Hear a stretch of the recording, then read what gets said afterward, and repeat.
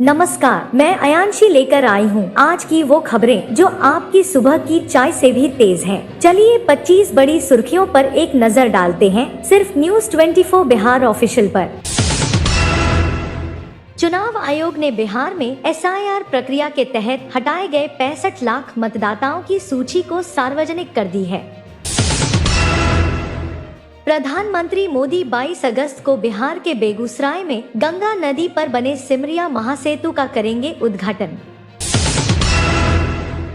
RJD नेता मृत्युंजय तिवारी ने चुनाव आयोग की प्रेस कॉन्फ्रेंस पर कहा, चुनाव आयोग बीजेपी आयोग बनकर केंद्र सरकार द्वारा लिखी गई स्क्रिप्ट न पढ़े, उसे निष्पक्ष चुनाव करना चाहिए।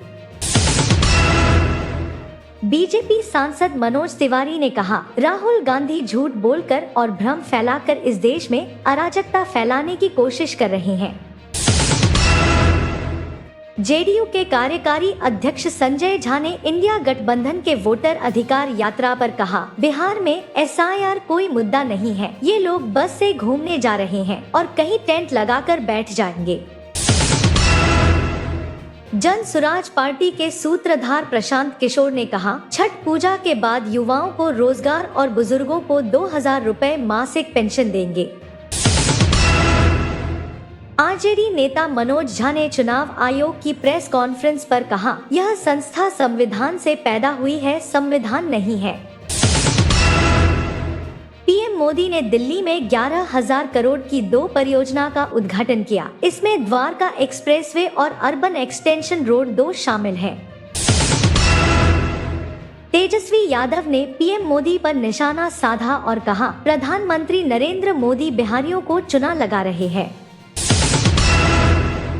प्रशांत किशोर जी ने मीडिया से बात करते हुए कहा, हिंदू और मुसलमानों का वैचारिक गठबंधन ही बीजेपी को हरा सकता है। राहुल गांधी ने एक्स पर एक वीडियो शेयर किया और लिखा, इलेक्शन कमीशन जिंदा लोगों को मृत घोषित किया है और उन लोगों को वोटर लिस्ट से हटा दिया। सांसद कंगना रनौत ने लिव इन रिलेशनशिप पर साधा निशाना, कहा ये महिलाओं के लिए ठीक नहीं है, अगर कल आप प्रेग्नेंट हो जाती है तो आपका अबॉर्शन कौन कराएगा।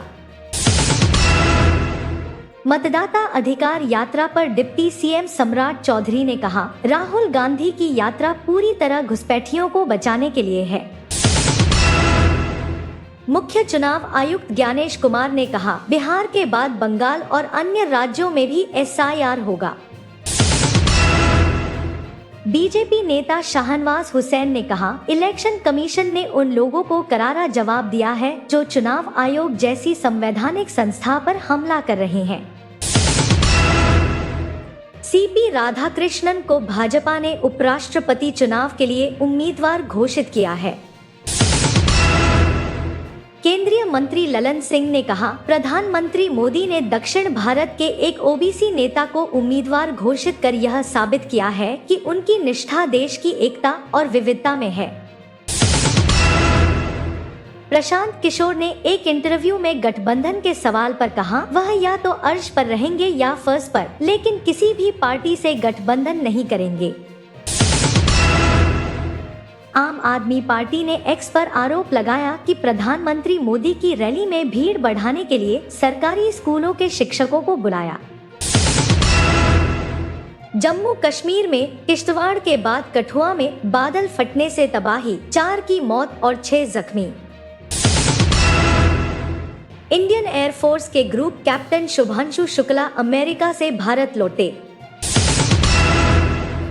मोदी सरकार का बड़ा टैक्स सुधार, GST में 28% स्लैब खत्म, अनेक वस्तुएं 12% से घटाकर 5% होंगी। भारत कोरिया की साझेदारी मजबूत, जयशंकर ने दक्षिण कोरियाई विदेश मंत्री से उच्च स्तरीय बैठक की, हाईटेक सहयोग पर चर्चा। मणिपुर में राष्ट्रपति शासन बढ़ा, 13 अगस्त से अगले 6 महीने के लिए पूर्ण नियंत्रण केंद्र सरकार के हाथ में। चीन के विदेश मंत्री वांग यी की भारत यात्रा, सीमा विवाद पर चर्चा के लिए आज से 3 दिवसीय दौरा।